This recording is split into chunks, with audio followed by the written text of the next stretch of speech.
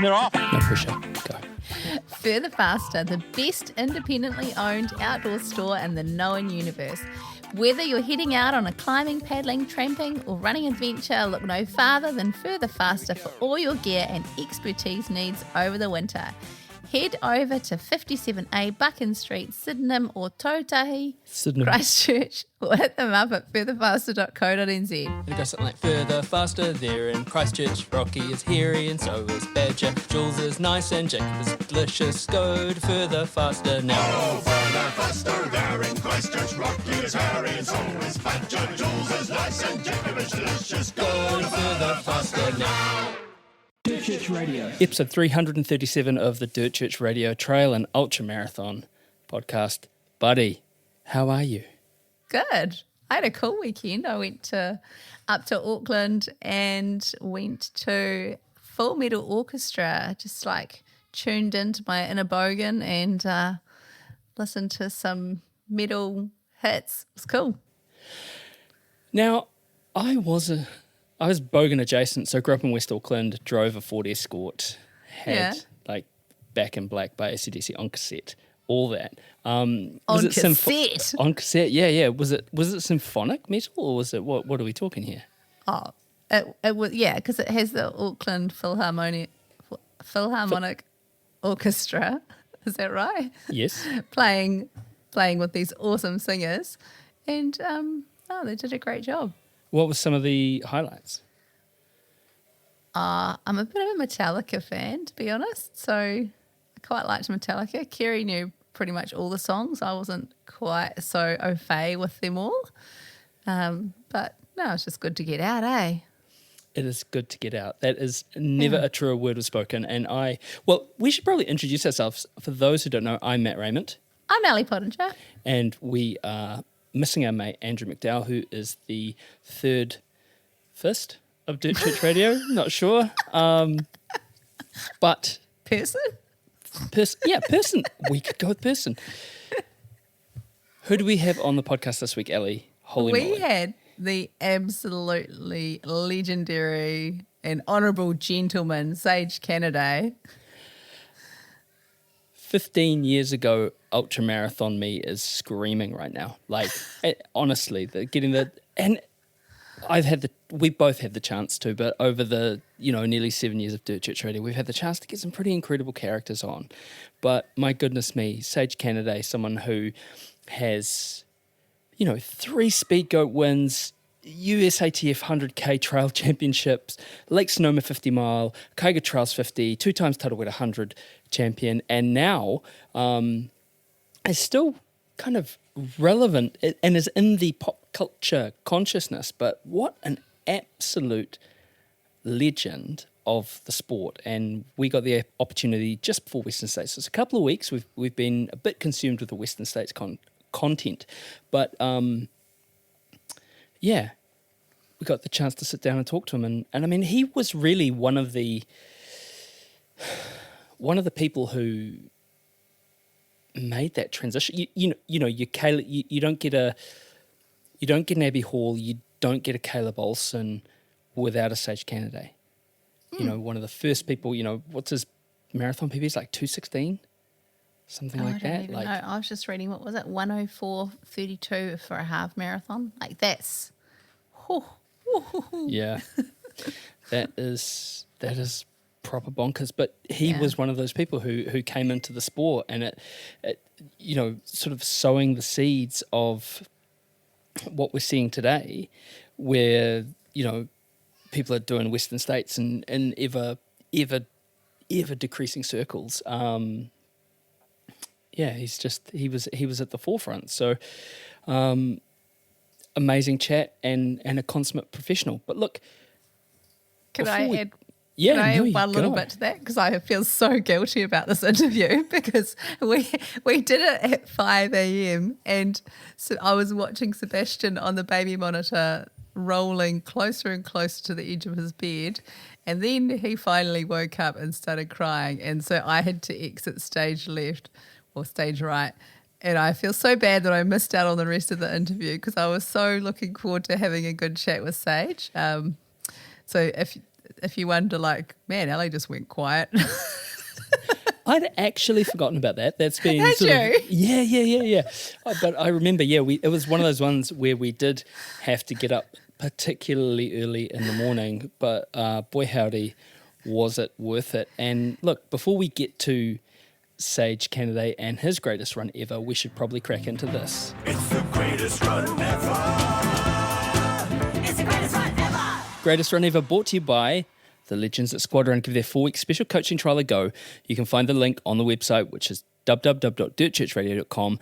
This is the part of the show where we ask you to write into us and tell us your greatest run ever. It doesn't have to be a race or a mountain summit. Might just be a run around the block, something that's sung to you for some reason. Send them in to us at dirtchurchradio@gmail.com. And this one is from Rachel Willis. Long-time listener here and a big fan of the Greatest Run Ever feature. I love hearing about people's epic runs up mountains along remote trails, fighting bears and their own demons in the wilderness. My greatest run, in scare quotes, that I wanted to share is a bit less epic in scale, but will long live in the memory. To set the scene, my partner and I moved from the UK to Adelaide about 5 years ago amid the turmoil of COVID. Running was a solo and sometimes lonely pursuit. Then I discovered a small but mighty band of women who loved running trails as much as I did. They were the Adelaide edition of Her Trails, a community of awesome women who welcomed me into the fold. Their motto is people over pace. They stay for brekkie after early morning runs. I had found my people. Most Sunday mornings, as the sun creeps over the horizon, you'll see a group of women on a trail in Karuna and Permank country, big smiles on their faces, the power of the trail sisterhood pushing us up the hills, and the promise of a post-run caffeine fix calling us down the other side. This particular day in July saw a group of us setting off in the post-run dawn winter haze to run the Pioneer Women's Trail, a 22-kilometre route from Verdun, a settlement in the hills, to the fringes of the city. It retraces the route of the early European women settlers who walked from the neighbouring Hahndorf down the Adelaide Tantania every week carrying fruit and veg before returning the same day with a full load of provisions, including 2 bricks each for building, slowly, the new church. Thankfully unburdened by bricks, but with plentiful surprise of snacks, we left the trailhead in suboptimal conditions, driving rain. However, the first few kilometres flew by as we caught up on each other's news and navigated the foggy laneways. Then we hit our first challenge. What was supposed to be a simple creek crossing via a few stepping stones had become, after a solid 24 hours of rain, a foaming torrent of white water. After a quick check of the map, and taking on board the advice of a friendly local to avoid a flooded railway tunnel further ahead on the route, we retreated to the main road to rejoin the trail a couple of kilometres on, where it emerged from the floodwaters. Most of the rest of the route was runnable, which roughly translates as hilly, but not hilly enough to justify walking, and our pace ebbed and flowed, along with the conversation and the snacks consumed. As we wound our way through the Cleland National Park, which led up to the highest point of the route, our voices faded, and all we could hear was the sound of the increasingly laboured breathing and the crunch of our shoes on loosely packed gravel. We finally crested the last big peak and looked across the well, where the distant ocean would have been visible if not for the thick fog and drizzly rain that enveloped the bush around us. It was still cold enough for our breath to form clouds around us, so we didn't hang around for too long. A couple of photos, and we were off. Having decided to leave the Pioneer Trail at this point to chase some waterfalls, we got a bit more than we bargained for, as the stony single-track path had become yet another impromptu creek. We splashed our way down the hill and joined the well-known Urabilla Trail, which we were familiar with from previous Type 2 shenanigans. With the end in sight, we could start to relax, our tired legs bringing us further down and down until we finally could smell the coffee brewing at the cafe that marked the end of our morning's adventure.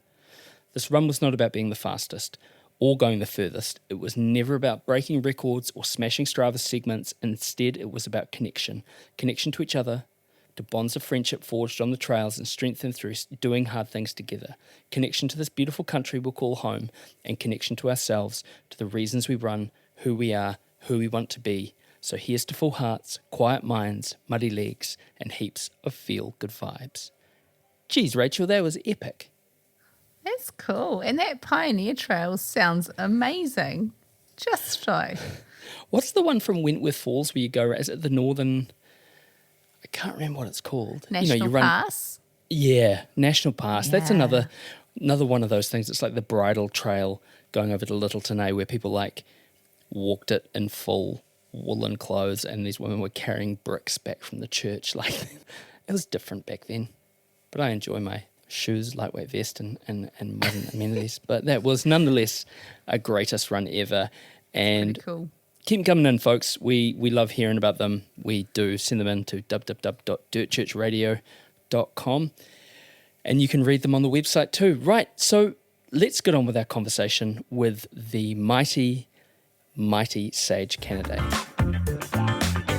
All the way from Salida Springs, Colorado, we are beyond stoked to have the legendary Sage Canaday with us on Dirt Church Radio. Sage, kia ora and good morning. How are you doing? Oh, honored to be on. Thank you. Yeah, it's exciting, so thanks for having me on.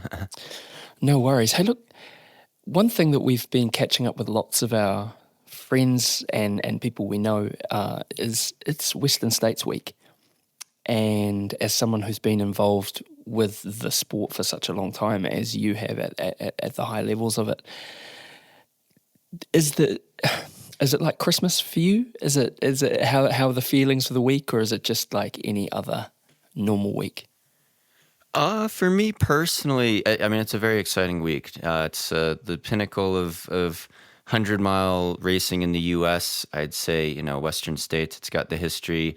It's a lot like I do road marathons a lot, 42K, and I tell people for ultra runners in the U.S., it's like the Boston Marathon is for road marathon runners, because it's one of those races that's hard to get into. It's hard to qualify for if you're an elite, but it also has the history and prestige of going back decades and decades and decades, running on this legendary point-to-point course from the ski resort Palisades Tahoe now to Auburn, California, the birthplace of endurance sport in the U.S. Is what they call it. So it always gets such a competitive field on both the men's and women's sides, and a great international field too, which I think is rare for some U.S. races. Sometimes you get into these certain mountain races or certain distance races where it's not as competitive, but Western States is definitely really deep with the competition. So what's your hot take then, Sage? Who do you reckon is going to take it this year? And bearing in mind that by the time the listeners hear this, the race will be done. So choose wisely, sir. There's definitely several guys that could win it. If I was a betting man, I'd put money on Killian because he's Killian.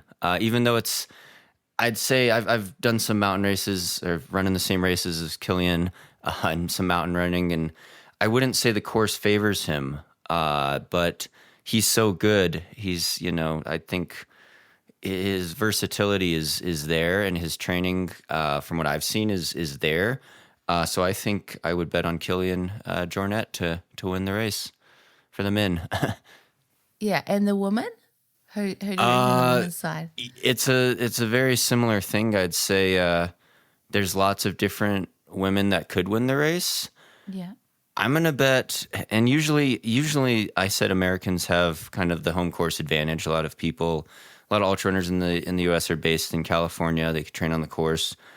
But I'm going to go with maybe a lesser-known underdog. She's not lesser known in my book, but Ida Nielsen. Oh, yeah. Because she's, I've run in some races with her too, and has amazing versatility. I believe she ran in college in Flagstaff, Arizona at, Arizona NAZ. And she has the range, she has the experience. So yeah, I'd go with her. But lots of women that could win it. It's really hard to call. Obviously, for a country of 5 million, we've got a little bit of skin in this game with Caitlin Fielder and Dan Jones. So they could definitely win. I would put money on both of those runners for sure. I wouldn't be surprised if you had some winners, if not both of them. I guess that's the amazing, incredible thing about it, isn't it? There's a pool of, there's 20 people across the men and the women who could absolutely, on the day, take it out. And that's what makes it so exciting. I wanted to talk to you about Killian because he's been around for a very, very long time. And with the greatest of respect, so have you. And I wanted to. One of the things that I love about Kilian Jornet is about his how he's evolved in the sport. You know, he was Salomon guy for like what felt like ever. And then he sort of branched out and did his own thing with his own company, and he sort of evolved, and his presence has evolved in the sport. But he's maintained these kind of long-term relationships. Now I'm looking behind you. Sorry, this is a long question. I'm looking behind you. There's a Hoka box, behind you. You've had long-term sponsors for a long time. What are the things that you would say to someone who's, say, coming into the sport, when you wanted to sort of emphasize what advantages or what are the things that you need to consider if you're looking for a longer career in the sport? Oh, that's a tricky one. First of all, I'd say, Kilian definitely started way before me. He was doing Western States when he was like 20 years old. I think that was he's come back and won it, but his first time was during the Unbreakable film era, which I think was that the 2009, 2008 Western States? It was before I started ultra running, but he's actually younger than me. It makes me feel old. I'm turning 40 this year, but he started younger. He is younger. I think he's 36, 37 now. Maybe he's turning 38. I don't know when his birthday is.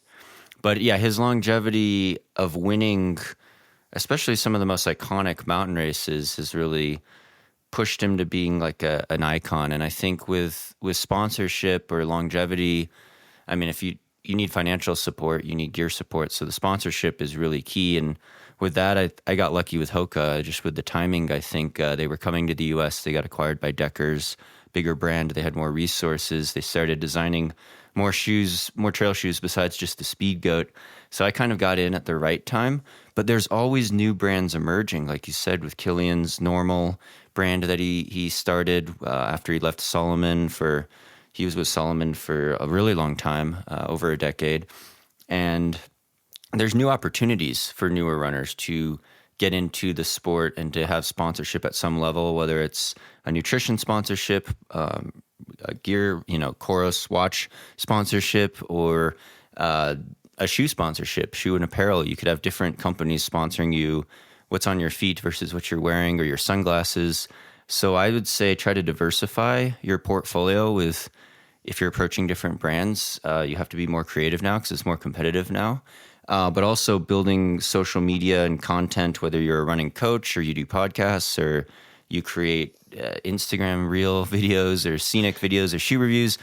You have to offer something, I feel like, to the brand if you want them to give you support in return, whether it's financial or gear or both, as well as the travel support. And developing relationships with races is really key. But the other thing for longevity, I think, is knowing how to not overtrain and hurt yourself, or making sure you stay healthy long term, because it's demanding on the body. So Kilian does non-impact skimo training. Sometimes he does other forms of mountain climbing, alpinism, but he keeps things fresh even though he's running massively high volume. So, and what about you, Sage? Like, what's your kind of guide towards longevity? Like, you're still a spring chicken at nearly 40. I don't know if I feel like it. What's your plan for keeping in the sport for as long as you can? I love the sport. I love running. I started when I was 12 with shorter distances, but I guess for me personally, it's more mixing up my motto, any surface, any distance. So I do a lot of shorter races. I've done some of the 100-milers, not very well, but I don't always try to do all the races that I want to do because I want to hold myself back. And I think being patient long-term, giving your body a break, letting your mileage go up and down, your volume, not obsessing all 12 months of the year, really helps with the longevity. So I'd say that, and obviously like sleep and diet and other lifestyle factors. But yeah, just listening to your body, making sure you're not running through injury that could set you back for months and months. But also that mental attitude of looking forward to your running different events that interest you, and kind of having a lifelong passion for the sport. How do you find that as a coach? Like, one of the things that I want to say battle, but it's not the right word, but I find it hard as a coach trying to encourage people to approach racing that way because they want to do all the races. And I totally get it. Like if I could, I'd do all the races as well. So what's your take there? Yeah, so as you know, people have different personalities, and some people are really competitive, even if it's just competing with themselves. So part of your role as a coach, I feel like, is to hold people back. Some people are, they're so motivated, they want to improve so fast, and you have to tell them to be patient because it's kind of like pacing an ultra race. You can't rush into things when you first start off, or you might go out too fast or injure yourself. So it's definitely a delicate balance because you want to have that fire and that motivation, but at the same time you have to make sure that it's a balanced approach for the individual. It's funny, isn't it? It's like when you talk about social media, when you talk about reels, when you talk about part of the job of races and the job of brands and marketing and sponsored athletes is to kind of build stoke, isn't it? So you've almost got this dichotomy. You've got a bunch of people who are building stoke to encourage people to engage in these races, to engage in these pursuits. And you've got this group of people who it's their job to do it. So they take a really considered approach with training, nutrition, like you say, picking what race is your A race. And then you've got this group of amateur people who you'd think would think like that because it's not their job to do it, but they almost have an inverse approach. They want to do everything. They're cramming training, trying to cram, over 10 hours of training a week into a 40-hour week. It's a funny. I think that's a very important message. It gets lost. That thing of just sometimes it's okay to slow down. And how, yeah. Do you find that a lot with your clients? Is it something that you discuss with them? Like, have you ever had the thing to say, "Hey, slow down"? Oh yeah, definitely. It's always a double-edged sword, especially with social media, like you said, because people see these glamorized reels, but it's out of context. It's like a quick highlight of, oh, I did this massive training run, or I did this massive training week, or I'm going to do all these races, and it's great for, like you said, building the stoke and excitement and getting people motivated. But at the same time, it's not a full picture of what happens in real life and reality. So you don't see the behind the scenes things outside of the social media. And so it's like I said, it's a delicate balance. You definitely have to balance the individual's needs and time and health. But I think what keeps me grounded, especially with being a coach at Higher Running, is that we coach a lot of road athletes. We coach a lot of beginners. So people training for their first 5K or their first half marathon. But then on the same side, we also train people training for ultramarathon, 100-milers. And some people like to do both. So they do road marathons and ultra trail. And I think that balance helps put things in perspective, coaching beginners, coaching advanced runners all in one, because you see, where people are at, and you can meet them there, or try to at least. What's crazy to me, and again, this comes back to that sort of your longevity in the sport. Like you said, you and for those, you came into the sport as kind of one of those first wave of fast road guys transitioning into trail, but how now marathons are being sort of branded as sub-ultra. That's mad, eh? That's really crazy how these races that were like, there was these races for, hundreds of years, and now they're being branded as sort of sub-ultra. That's interesting way that the sport's going, eh? Oh yeah, it's a shift in mindset for sure. Talking about social media, like in the last year, I think you probably had a bit of a tough time of it with the Spring Energy, this, I'm going to say, scandal, and then with a relatively high-profile coach kind of putting your name out there quite a bit as if you're manufacturing the gel yourself. Can you give us some clarity, some words around what happened there? Yeah, so first of all, I was with Spring Energy for a long time. They helped. I met the CEO and owner, Rafal, at the Western States training camp in 2016. When I first got a golden ticket for Western States, I went to the training camp in May, and I met this met Rafal on the course, and he talked to me about Spring Energy, gave me some samples. It sounded like a good idea. I was looking for a gel sponsorship at the time, and he said we could develop a custom flavor called the Canaberry, which is a strawberry-based flavor. And I said, great, but my only involvement in the Canaberry, besides marketing it heavily for the last 6 or 7 years before last year, was that I did taste testing. So he would send me these sample packs and say, well, it's 100 calories. This is what it tastes like. And I'd be like, add more maple syrup, make it sweeter, or add more strawberry, make it taste more like strawberry. So it's not like I was involved in the chemical equations or the, measuring the ingredients or the proportions or knowing what the nutrition facts really were. But at 100 calories, 25 grams of carbs for a gel, it actually had a couple grams of fat in it. So, because it had coconut, some coconut, not milk, but I actually forgot what was the ingredients. It had some coconut that added a couple grams of fat. So then you're getting a little more calories. So 100 calories per gel packet seemed reasonable to me. It wasn't like the Awesome Sauce, which they said was 180 calories, which we found out was both of these ended up being short after there was third-party testing last year. But I had no idea. And so I was taking these gels during races for the last 6 years before this, and I thought I was taking more than what I probably was. So it was kind of upsetting to me, but I defended them till the very end because I'm loyal to my sponsors. I believed in the product, and I really thought the Canaberry would be 100 calories a pack, and the third-party test showed it was probably a lot less than that. I'm not sure exactly what the numbers were. I think some said 60, 65 calories. So like almost, a significantly less energy than you thought you were getting. And the Awesome Sauce was even worse off. So after that, after all the third-party data tests were released, I decided to cut ties with Spring Energy. I was mid-contract in the year, and they were understanding with that. They said, okay, that's fine. That's understandable. A lot of athletes did leave. Some stayed on, but I just couldn't keep promoting them just because of that really critical mistake.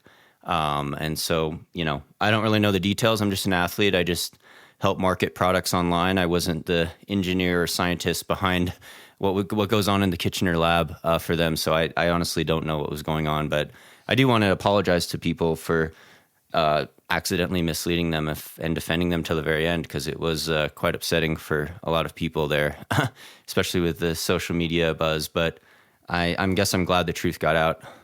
And there is talking about social media buzz, like I've seen coaches in the past few days kind of slating what David Roche has been doing with heat training. Like how does it feel when you see stuff like that in the coaching space? It's tricky because I'd say I haven't followed exactly what he promoted. I obviously know David and have seen the social media.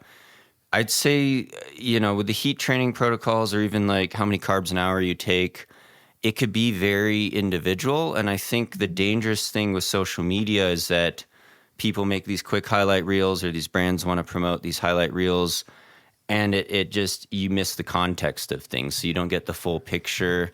I've always struggled with it with, introducing running form concepts or different training concepts. Like people will always, come up with a different argument against it. And sometimes they're right. And it doesn't have to be another running coach. It could just be another fan of the sport or another ultra runner that's had personal experience. And you can't say that they're wrong. You can't totally deny or shut off the criticisms because they are valid sometimes, but there's a lot of things lost in the online ether, lost in the abyss, or misinformation too that gets out. So it's like I said, it's a delicate balance, and it's hard to you can't always be right. So I look at the criticisms differently now, especially after the Spring Energy fiasco. Yeah, I think the word fiasco, social media buzz is probably putting too gentle a sheen on it. And it's disappointing in some ways, isn't it? And certainly, Sage, this wasn't a sort of a, you must come on and mea culpa. Where I go automatically, and you think about us as human beings and just how, so you think about running form, and then you think about Emil Zatopek, right? Now, if you were to say, because there's this whole thing now, right? You've got and you've got coaches like yourself and coaches and people like Chris McDougall and oh gosh, what's his name? He's lovely. He lives in he's the running guy behind the Chris McDougall, Eric. Oh, no. Lives in Jackson Hole. Sorry, it's too early in the morning for this. Oh yeah, I think I know who you're talking about. You know, Coach Eric from Born to Run. Yeah, that guy. And the whole barefoot running thing, which, you know, I'm sure there's 1,000 physiotherapists with plaques on their wall saying thank you. But for as many physiotherapists as there's plaques on the wall, there's people who that's revolutionized their life. It's funny, isn't it? We've moved into this it's really didactic. You're either here or you're here. You either do this or you do this. And it's not to sound like an old fuddy-duddy, but I am feeling a bit like that way. It's like, man, social media, it's like you can have both things, right? You can actually, it's like you've got is it a Telecaster in the background? It's just Stratocaster, yeah. So it's a Strat in the background. Okay, cool. Yeah. You're allowed to like Strats. You're also allowed to like SGs, right? Like you don't have to play a Strat for the rest of your life. It does my head in, actually. How do you, since you kind of got, and you did, you got after it in the digital space. Has it changed your relationship with social media? It's evolved with the different platforms and the different styles of videos. So my big thing was starting my YouTube channel when I was in university, right when YouTube was starting off, and I started making funny running videos to share with my friends because uploading on Facebook was too hard back then for videos. So I had these low quality YouTube videos in 2006, 2007, and then running post-collegiate at Hanson's Brooks with like Des Linden, getting second at the Boston Marathon. I was filming road running workouts and promoting Brooks shoes, and then I was sponsored by Scott Shoes. Last 11 years with Hoka. The dynamics changed with Instagram, short reel content, vertical video, TikTok, similar style, but then also, just going in with music trends or even like funny videos. I always like to do some comedy, but I'm also like a serious running coach, and that's kind of not always compatible maybe, but I just do videos that I like to do. Whether or not they get as many views now, it's hard because you're competing against everyone else posting everything. Anyone with a smartphone could upload a nice video or a good video quality and put it up on Instagram really fast. So it's a lot of good information gets lost. A lot of bad information gets pushed to the top. So it's frustrating at times, but it's also inevitable. Like there's always an evolution in the sport with different cultures, younger Generation Z runners coming in their 20s now. It's harder to relate to people outside of your age cohort kind of, but it's the same thing with the older ultra runners, people in their 60s and 70s who are crushing it, and they look back on the sport and they say it's changed a lot, not just with social media, but with the culture, with the shoes, the products, the attitudes. So I try to embrace that and evolve with the changing times, but it's definitely hard at times, and there's always something new with social media, so it's always changing. And what about, and sort of where I was going with that was, what about your own sort of relationship to it? Because it can't, I mean, obviously you're a professional and you don't make it in the sport without a degree of sort of self-assurance and a sort of righteousness of purpose, I guess. But how do you, is it hard? Like, okay, here we go, another day on the socials. What are the comment section going to be saying? Or do you ignore it completely? It's encouraging to me personally for selfish reasons. Actually, it's I call it shameless self-promotion, but sometimes it's shameless product plugs for sponsors. I look forward to it because I think the good things about social media is they help connect us worldwide. Got people listening to the podcast all around the world. We have people at different time zones on Instagram sharing beautiful mountain scenery or trail scenery in the forest, and I think it's great that way. So I look forward to opening up my social media, even though I see it as a job too. So, and the biggest evolution I've had in the last couple years, I'm turning 40 this year, so I'm getting older, and I feel like Welcome aboard. Yeah, it's hard to compete against, the marathon time. I ran my best marathon when I was 25, and I realized I'm never going to touch that again, probably. And that's kind of a hard pill to swallow, but it's inevitable that we get older and we slow down eventually, whether it's age 40 or 50 or 60. I don't know. Maybe some people start when they're 60 and they improve till they're 70, but not me. I burned it hot in my 20s and early 30s. So there's that, but there was also my health issue. I had a bilateral pulmonary embolism 4 years ago, which did a number on my lungs. It destroyed part of my lung function, and that significantly has slowed me down. So I think in the terms of building a career, being on social media, being an athlete, I've had to shift more towards thinking I'm more of like an influencer rather than a pro athlete, because there's an overlap at some degree.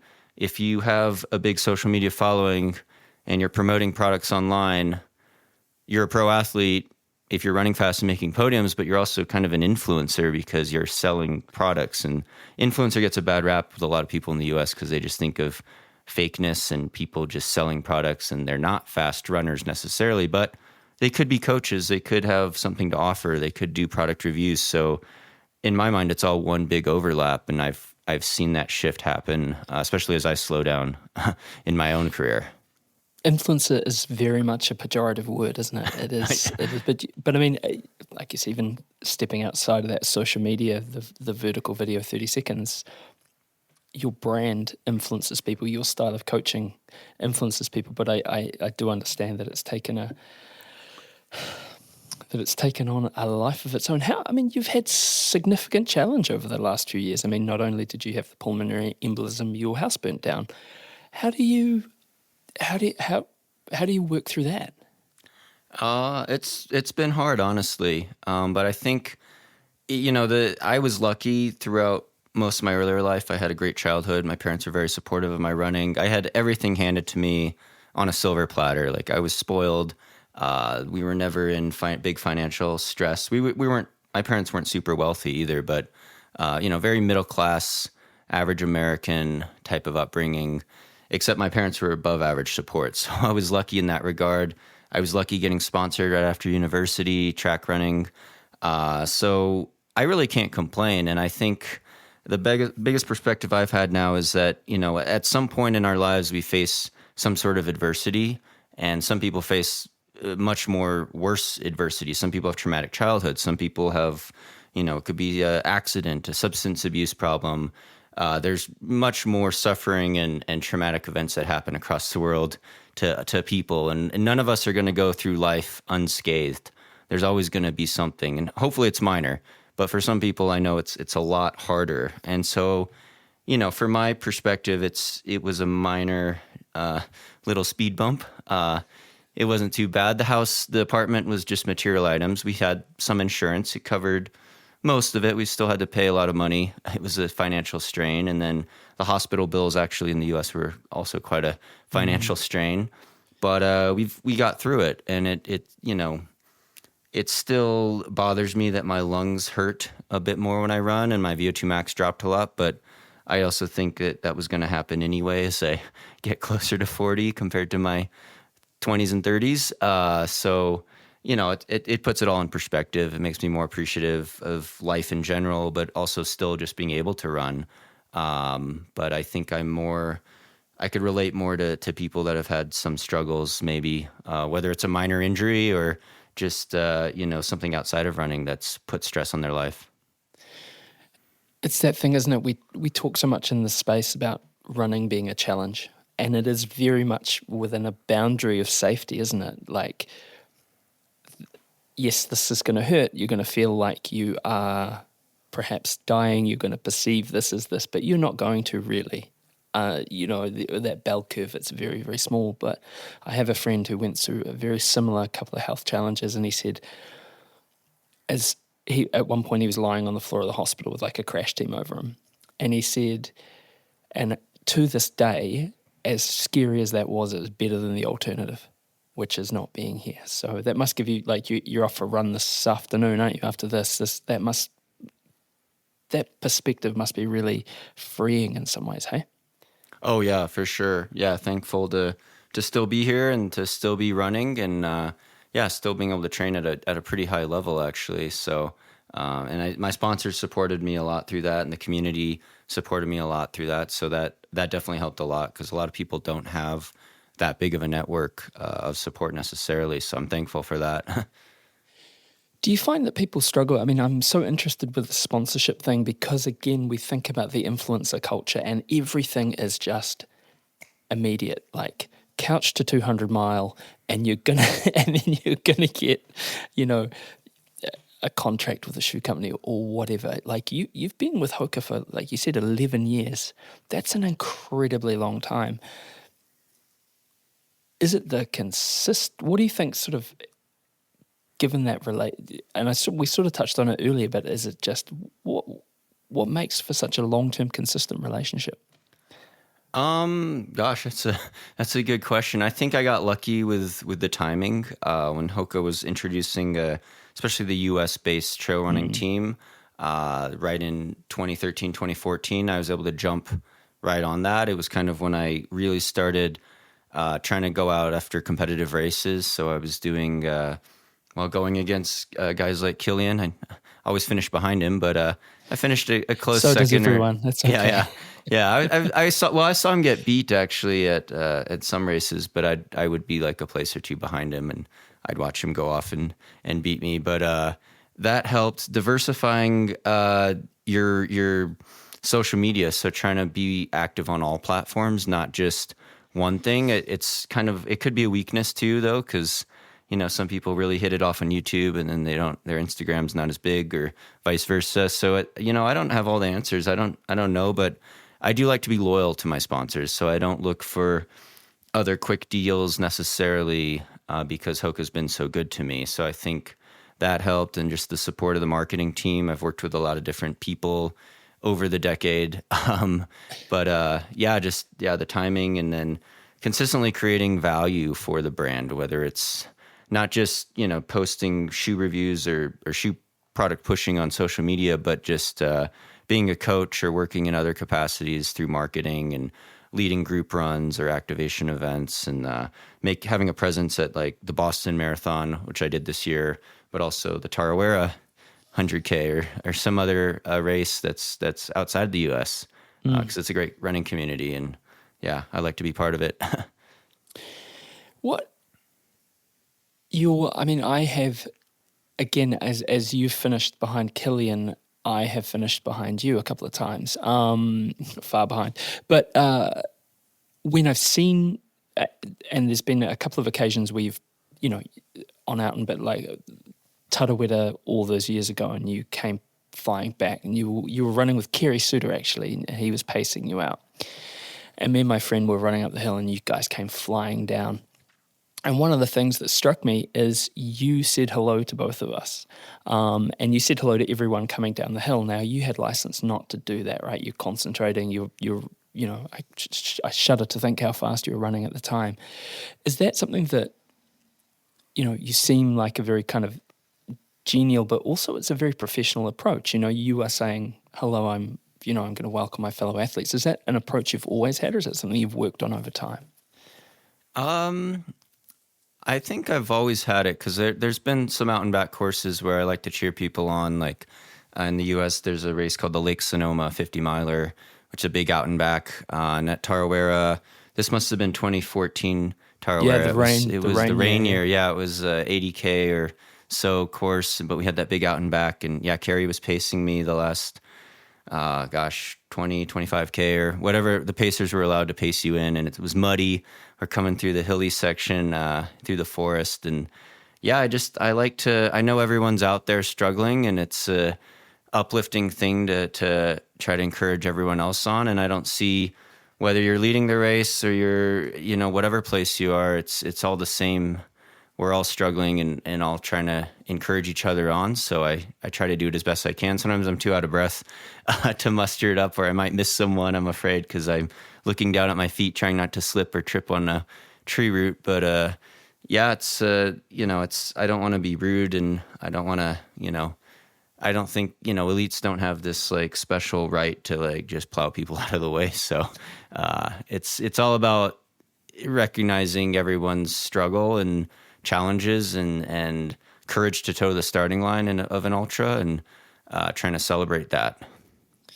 It's awesome. And, like it's one of those things that it and back then, starting out thinking about that was impactful, like I was like, oh, okay, this is what this culture of the sport is. That was super cool. So it's nice to, inside all that kind of, I guess that, that elite mindset and everything that you can not be a dick about things is quite nice. And speaking of Kerry, Ali's had to dash off just quickly to subdue Sebastian, their young son, not subdue, to attend to Sebastian who's woken up. But this is a question from Kerry, and I don't understand this at all, but I'm just going to read it off the page. What happened to your war on quartz? Oh, quartz. Oh, so quartz was if people don't know, I don't know if it was an acronym, but it stood for, it was the anti-doping.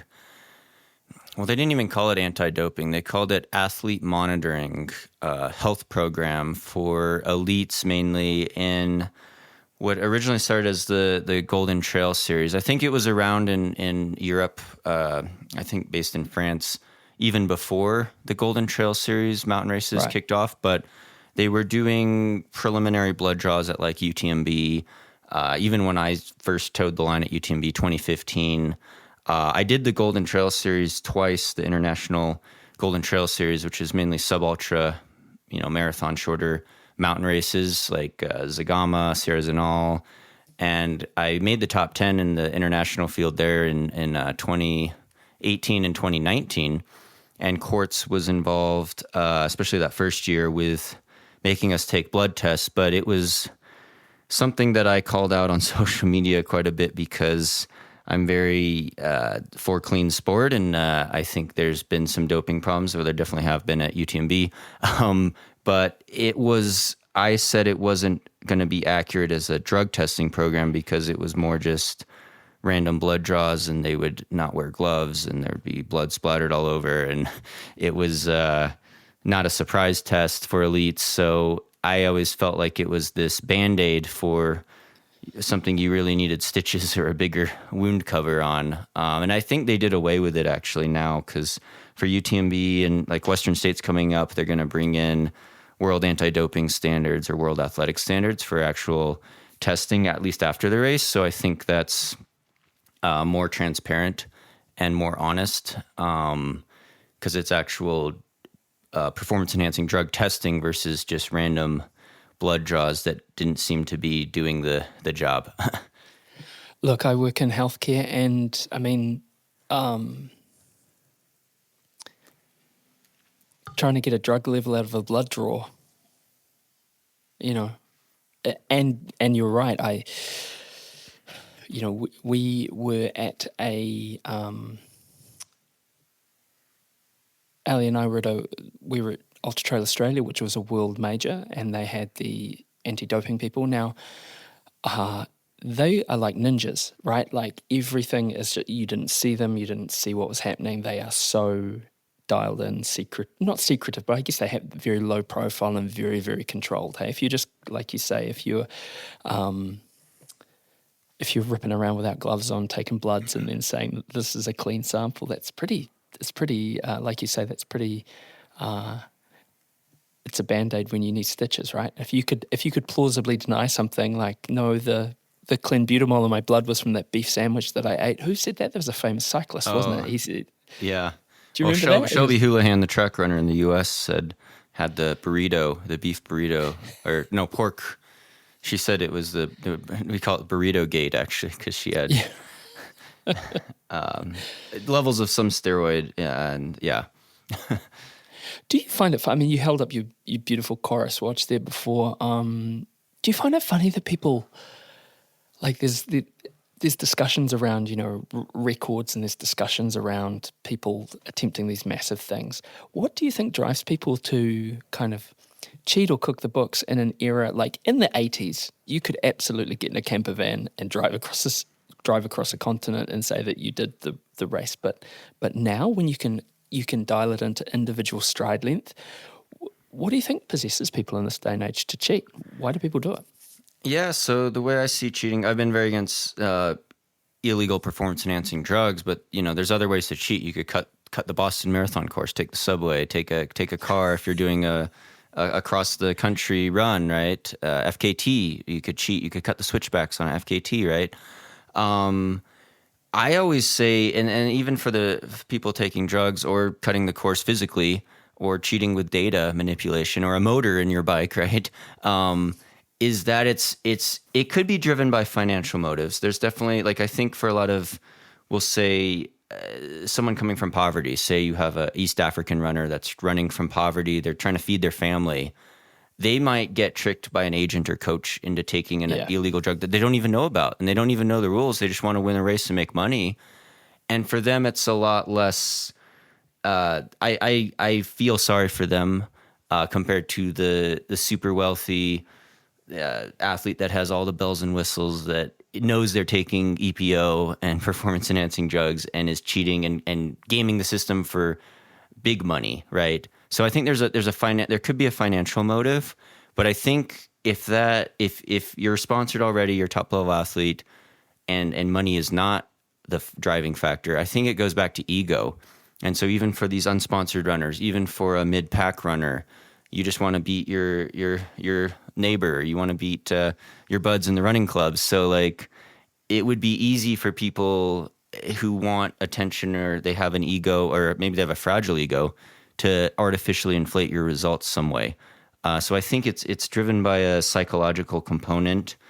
For me, it's a ethical boundary. I don't mean to be up on my high horse, but like, I got into running to challenge myself, and I feel like I'd be cheating myself if I cut the course. So like, it's not even a thing I would consider, because I don't want to cheat others, but cheating myself is the worst. So, what's it worth comparing to if you're cutting the course and trying to beat your previous time when you didn't run the full distance? Yeah, you got to live with yourself at 3 a.m, don't you?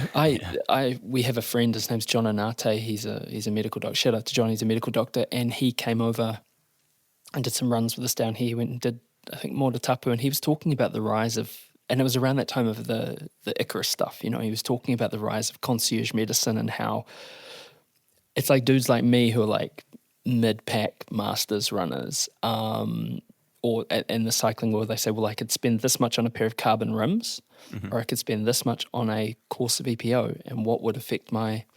It blows me away. And again, not to get on an ethical high horse, but it does seem somewhat self-defeating, but maybe it's congruent to their value set. I don't know. Yeah, I think it's an individual thing, but there could be social media pressure, I guess, now with like trying to get noticed or sponsorship or competing at the high level. But like you said, even anyone at any level could be doing something. But I mean, surely that's diminishing returns. Like you said, like the big, like if you're going to crack it, right? Like if you're going to crack, there's sponsors, there's ambassadorship, and then there's sponsorship, right? If you're going to crack a legit pro contract, I wonder if people have this sort of inflated idea of what that's going to mean versus like, I'm going to get an ambassadorship where I get product or shoes or whatever it is, and I repay in kind with my time.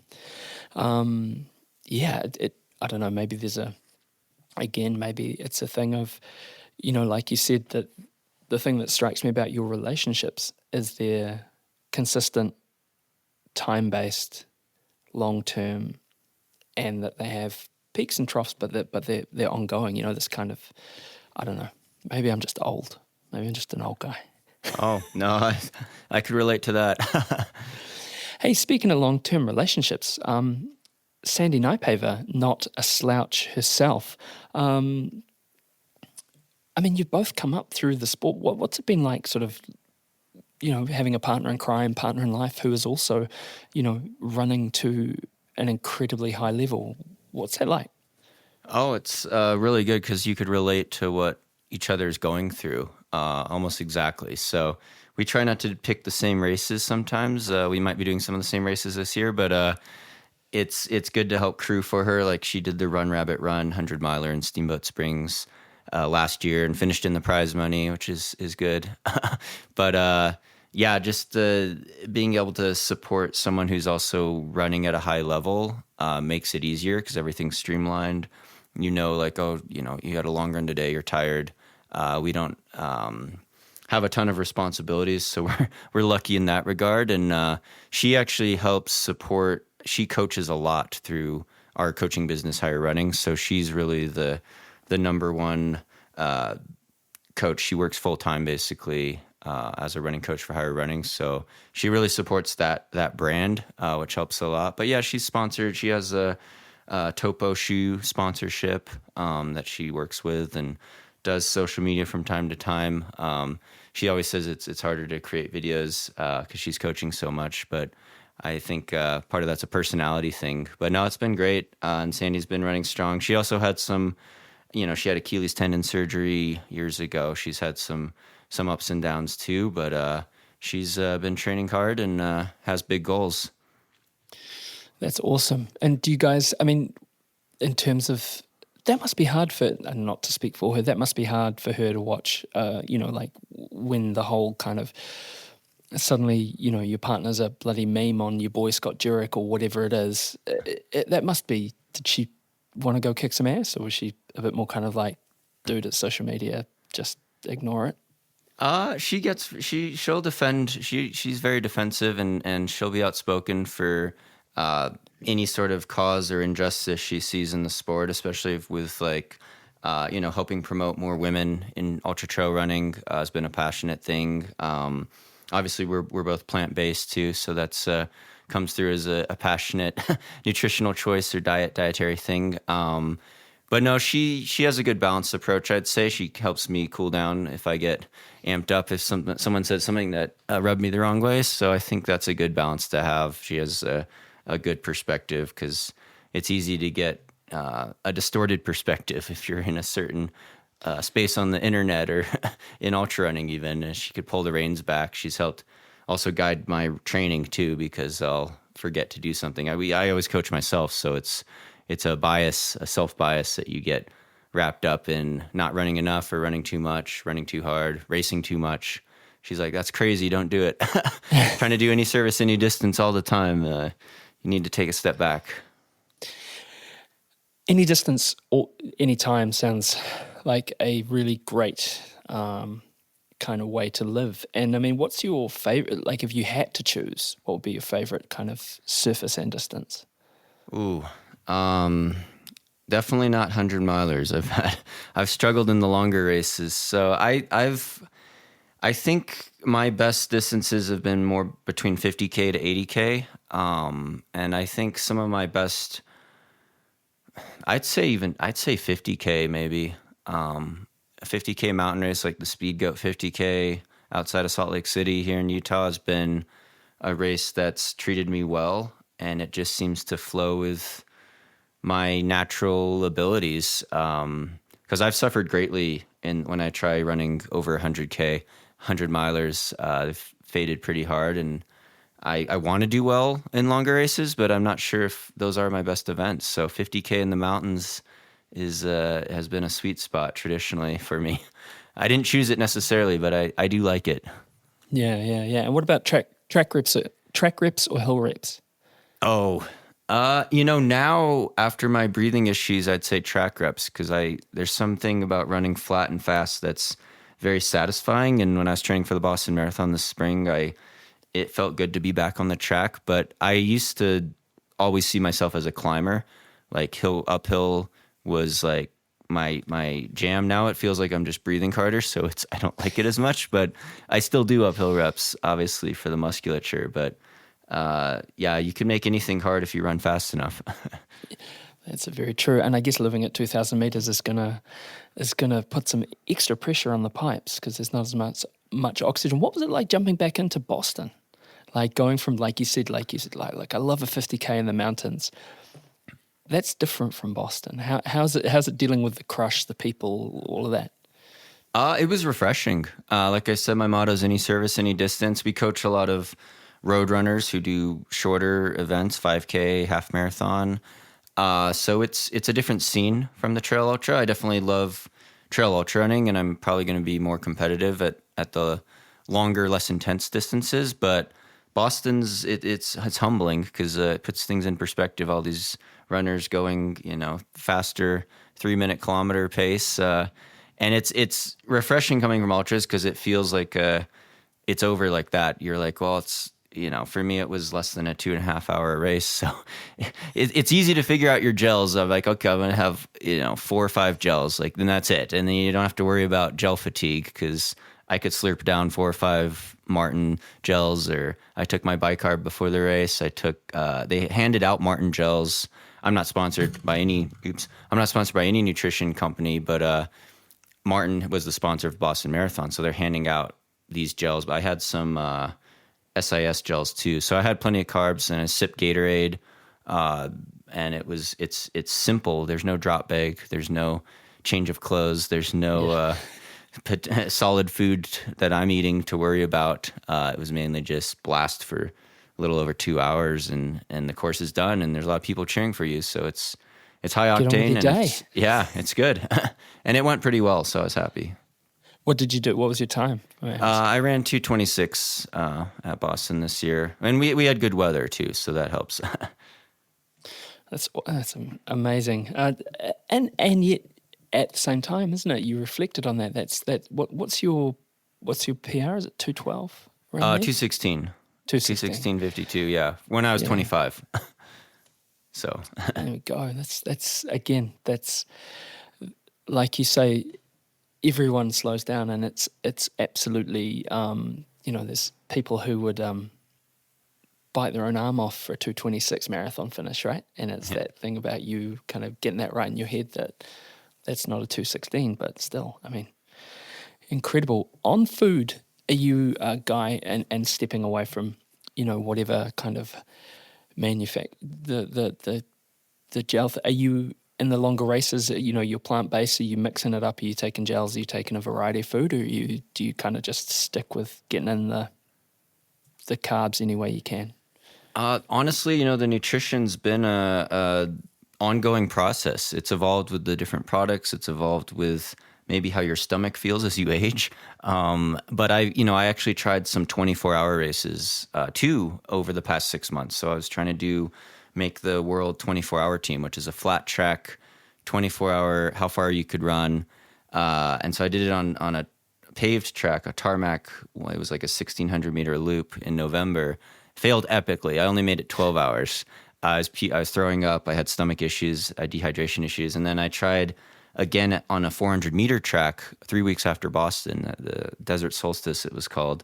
Not Desert Solstice, I forget the name of the race now. It was such a traumatic event. I made it through 100 miles in like 15 hours, and then I had stomach issues. So for me, it's like being a new ultra runner again, going back to the drawing board. What's going to work after 10 hours or 12 hours?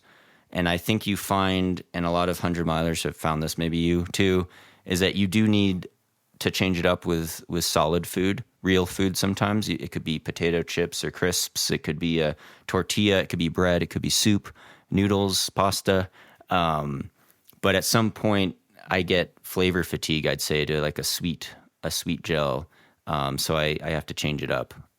But it's still trying to figure that out with the sodium balance and what your stomach can handle, because you don't want to get sick.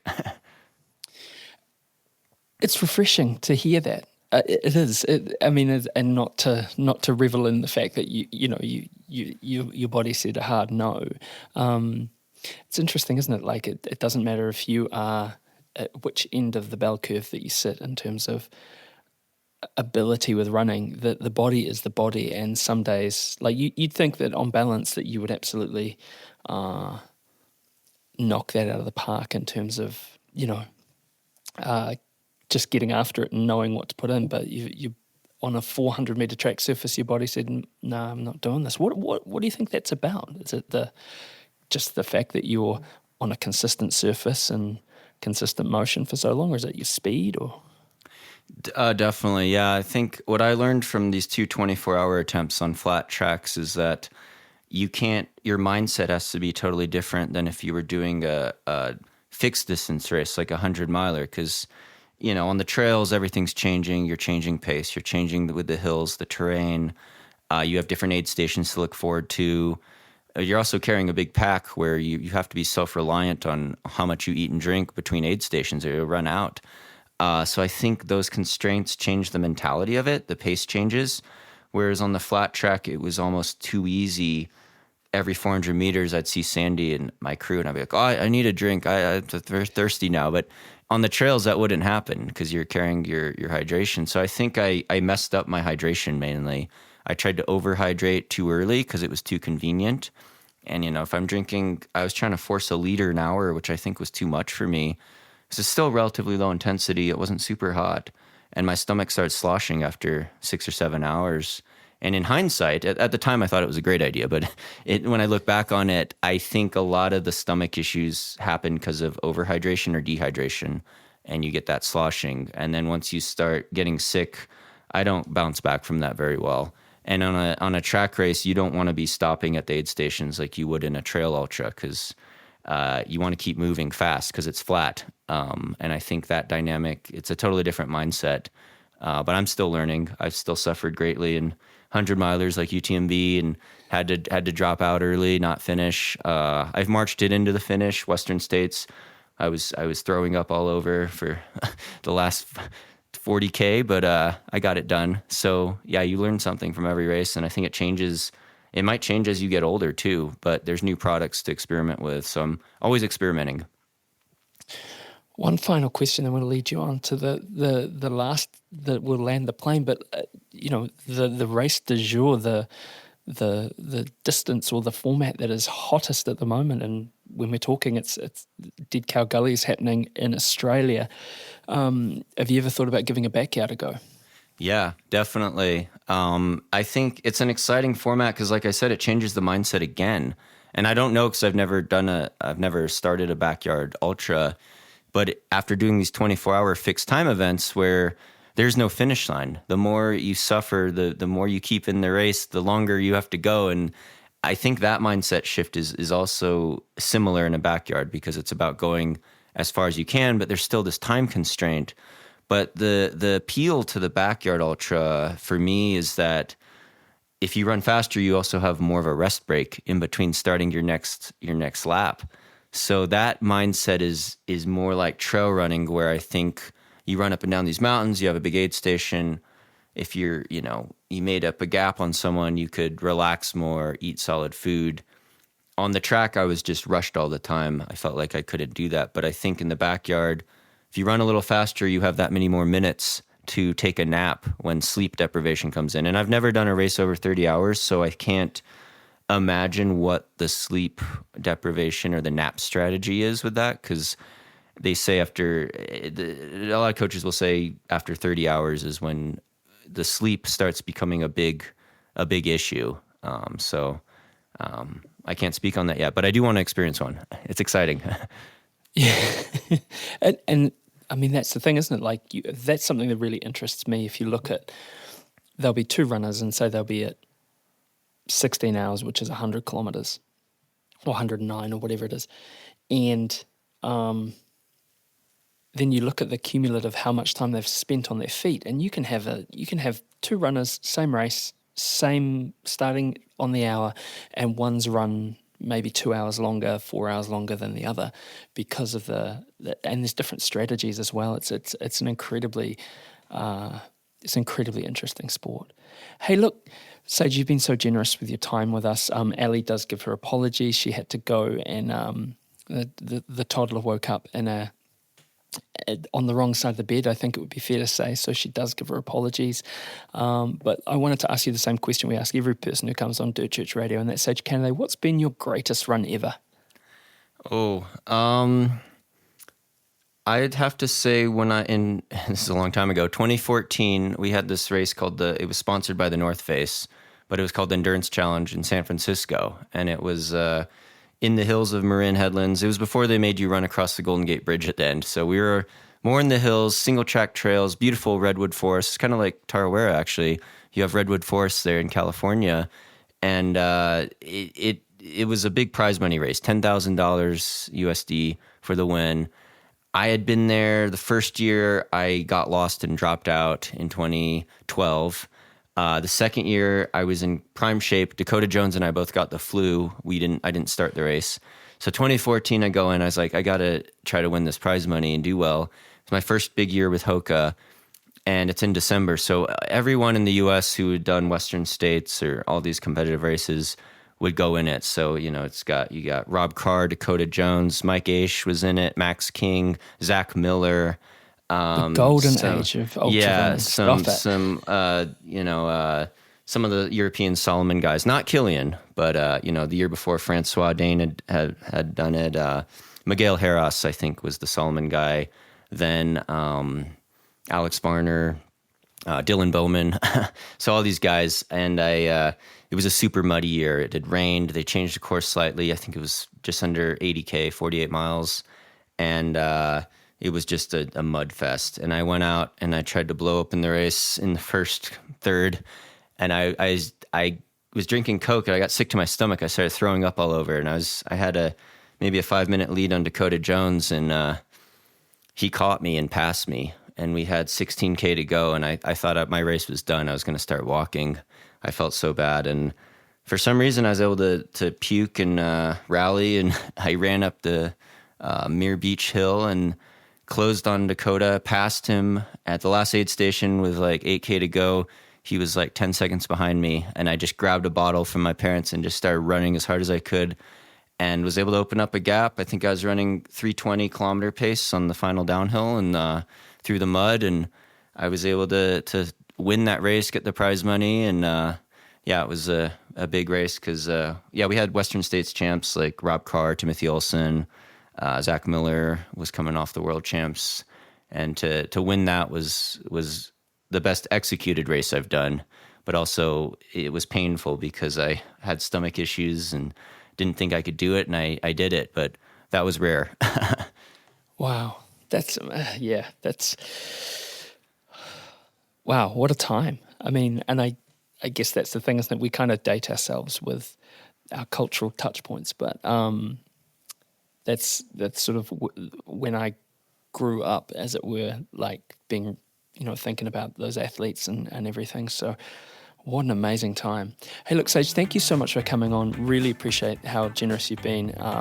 Wish you the best for the year, and, and please enjoy your run today. Oh, thank you. Yeah, thanks for having me on. Really appreciate it. I'm glad I got to see Ali real quick there. Yeah, keep up the great work, and good luck with your running too. Thanks, man. I need to tell you a quick story. Oh, I'm keen. So I have a very good friend, and he was kind of like my gateway drug into ultramarathon running because I paced him at Tarawera one time. His name's Tago Marapara, and he's 1 day younger than me. Is he? Like, yeah, I'm March 9th, he's March 10th. And like people are like, oh, you're twins. And obviously the joke is he's Nigerian, and I'm not Nigerian, but incredible dude, like multi-talented, ultra-marathon runner, PhD, like just, I think he's playing the saxophone now. Like he's a wonderful human being. Yeah. And so the year that there was the fire course, I paced Targo. And the next year we ran together, and it was the cyclone course, and we were coming up we were making our way up. I think we were making our way up Western Okataina. We got up Miller Road, and we were heading out towards the turnaround. And then we hear this voice booming out, and it's our old mate sitting back there, Kerry Suter, who's pacing Sage Canaday. And and at that point, like, we're kind of trudging, we're walking, we're running, and these two men were running down the hill, and I swear to God, it was like one of the most impressive things I've ever seen in my life, just their athletic ability, how fast they were running. Kerry was being very macho, he's being very alpha, and he's like, clear the way, lead runner coming through, blah, blah, blah, and we're like, holy shit, dude, and we sort of hopped off the trail. As Sage passed us, and they would have been running, I would suggest they would have been running close to sub 4-minute Ks. At that point. Probably. They were hauling ass. Sage was like, hey guys, are you having a good day?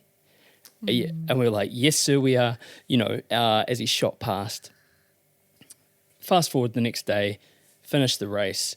I'm at the hotel picking up my headlamp, and who should be there at the same time but Sage Canaday? And he puts his arm around me, and I didn't say this during the interview, obviously, because I don't know, it would have been a bit weird. He puts his arm around me, and he's like, hey man, how was your race? Oh, And that's so cool. I said to him, no man, more importantly, how was your race? Because you won the thing by like 19 minutes. He was like, oh, it was good, but I really want to hear about your race. And we've got a photo which I'll put in the Instagram. But he's just all the shit he gets, right? Like, and he does cop a lot of shit. Out on the trails, like, what a guy! Like, what an ambassador! I've heard that from lots of people that we coach before too. Like when they've been doing a race that he's been in, it's exactly that. Like just the true gentleman. Absolutely. Yeah. And actually, when Huge and I, the last time we worked together for Tarawera, so that wasn't this year, that was last year, when Rebecca was running the 50K, yes, we went out to Blue Lake. We started the 21K out because we were working, obviously. So we did the 100K and then we went back and we did something else. And then we did the 100-mile start and then we came back for the 21. Eugene was a bit broken then, so he was doing laps of the lake. He was swimming and I was running around the middle of it, running around the track. And you see Dan Jones coming past and who should come running down the trail but Sage Canaday. He doesn't know who I am, and he is saying hello to every single runner that is coming past. Yeah. And I just think it's a real sort of, it's ambassadorship for our sport, and to see him after all these years, doing that is incredible. So if for nothing else, well done, sir, and may you keep on. Yeah, a great role model for us all, hey? Absolutely. Just say hi, you dickheads. It's not that. It's not asking for much. It's not 9/11. It's fitness. You're not going to war. Anyway, Dirt Church Radio is me, Matt Raymond. Me, Ali Pottinger. And our old mate, Andrew McDowell. We're on all the podcast platforms, so like, follow, and give us a rating. It helps. We're on social media at Dirt Church Radio. Email at dirtchurchradio@gmail.com. Now, don't forget to sign up to our Substack for a weekly newsletter and aid station podcasts. Remember to write in with your greatest run ever. We'd love to hear from you, and you can read them on the website too. And thanks to our supporters, Further Faster, That's It, Squadron, and our Substack subscribers in the DCR aid station crew. Stay tuned for our show in 2 weeks when we have another great guest lined up. I cannot believe who you guys are talking to this week. Pretty exciting. Holy moly, it's pretty exciting. Anyway, mā te wā, and remember, it's fitness, not war, you dickheads.